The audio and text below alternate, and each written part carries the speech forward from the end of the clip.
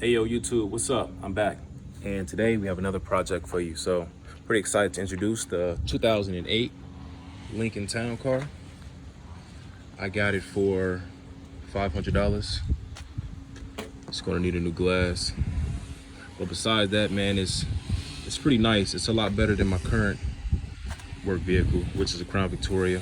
But just to dive into it, I got it for a good price because it needed a transmission. So for the first video, I'm introducing the car, and I'm going to go through the quick procedures of swapping out the transmission. Step number one, pop the hood, disconnect the negative terminal.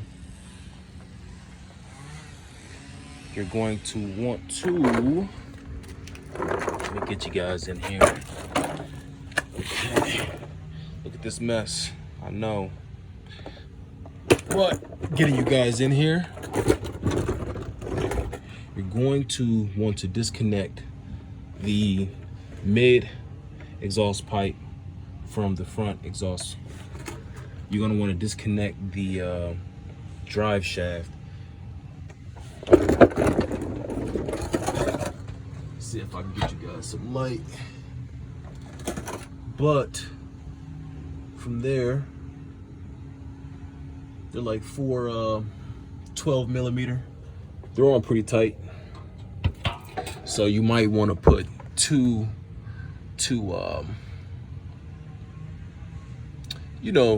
wrenches back to back, double them up for more leverage. And you want to, this is like a 15 millimeter right here. You want to loosen both of these. One of them broke on mine. You want to, these right here, you want to unloosen these from the back. Don't make the mistake I tried to do, unloosen it from there. And you know, since I live in a salt belt, this thing was seized on there pretty much. So the best advice I could give you is to get a long pry bar and put it in between here and the support brace, and you got to pry it out from here, pry it out from there. Yep. And then same for the other side. And since I have this car up against this wall, it's so hard to get the other side out. Next, you got to get the, I don't know if you guys can see up in there, but at the top there are two up there. You're gonna have one right here, one underneath there, and then three on this side. I don't know if you definitely can't see it, but I can. Yeah, so one right there, two, and then one closer to the bottom. I'll have you guys in here, disconnect this one. On the other side, there's another clip, disconnect that, this clip right here. And then, I don't know if you see that little nut right here, take that off. Take off the shifter linkage, take off the 2 millimeter shifter linkage that holds on the transmission. I know I'm going through this real fast, but that is that. When you get into the bolts at the top of the transmission, I personally like to hold this up with something, but at the same time tilting it down, you know. So at this very moment, I have two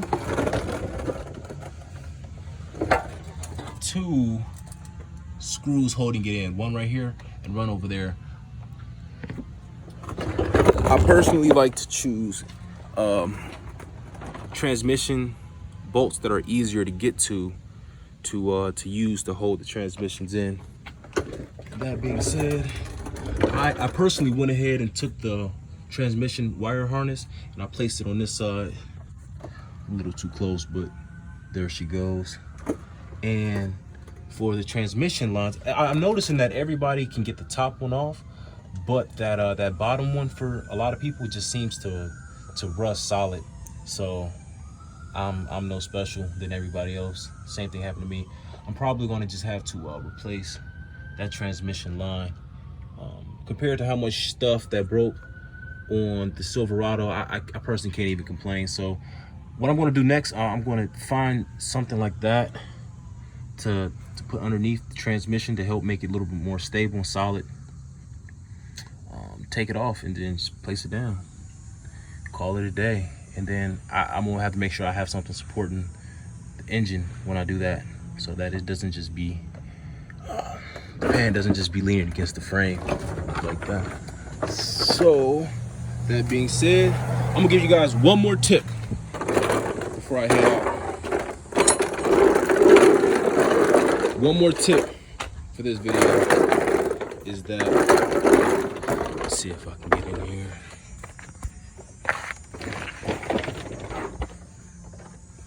Whenever you go to take out the torque, whenever you go to disconnect the, it's like the flex plate from the torque converter or something like that. There's a hole in here, and I wish I had better lighting, but you going from this point. Don't try to do anything else. And then that should be it. Now, I know a lot of other people suggest that you take off these cats, but even though this car isn't rusty bad, like for the Midwest, it's not too bad. I didn't want to be bothered with it, so I left that in. If I did it, you could do it too, but you might want a swivel socket set. And that being said, don't quote me on this, but I don't know what Ford torque these transmissions down to. I don't know if it's because this vehicle probably never had its transmission service, but I think it was serviced before. But I'm gonna show you something real quick. The bolts that hold the transmission into the engine are 13 millimeter. And that being said, the one at the very top had to be the one at the very top, right? But the one at the very top is stripped. So I put you know, my last choice, I put the 13 millimeter bolt extractor on there, and then it slipped again. And I'm like, oh wow, you know, what do I do next? So I figured, let's see if you could put a 12 millimeter bolt extractor, and that didn't work. So I don't know if this is a technical thing, but this is something I did just in case you might have to do it too.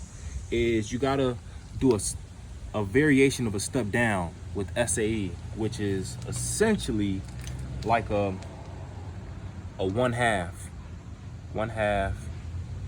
SAE, and it if fits really tight, you tap it on there with a hammer.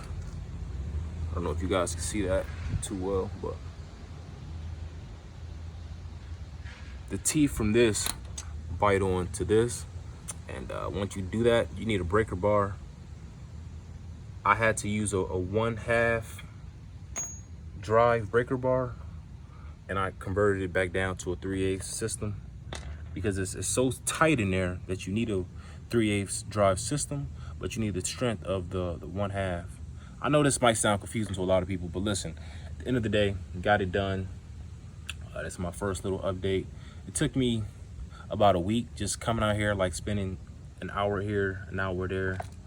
So, but that being said, man, I'm pretty happy. I'm getting real close to taking this transmission out. So until next time, peace.